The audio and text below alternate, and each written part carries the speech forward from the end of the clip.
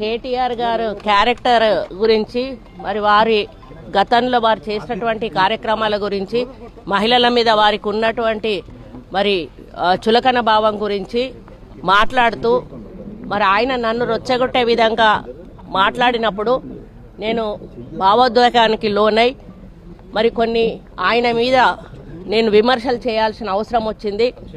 ఆ సందర్భంలో నాకు ఇంకెవరి మీద కూడా వ్యక్తిగత ద్వేషం కానీ మరి వ్యక్తిగత కోపం కానీ లేదు.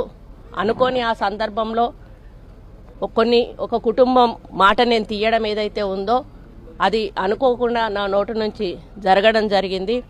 ఆ తర్వాత వారి ట్వీట్ చూసిన తర్వాత నేను కూడా చాలా బాధపడ్డాను. ఎందుకంటే ఏ విషయంలో నేనైతే బాధపడతా ఉన్నానో ఆ విషయంలో నేను ఇంకొకరిని నొప్పించాను అని తెలిసి రాత్రి వెంటనే మరి దాన్ని వెనక్కి తీసుకుంటూ నేను ట్వీట్ చేయడం జరిగింది.